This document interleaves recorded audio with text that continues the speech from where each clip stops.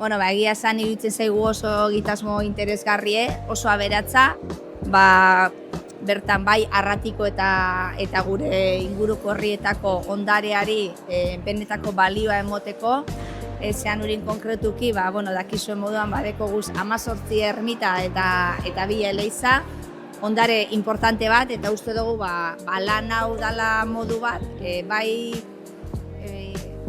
zaintzeko eta gordeta izateko iraganerako ere, benetan dekogun ondare zoragarri gure inguruen.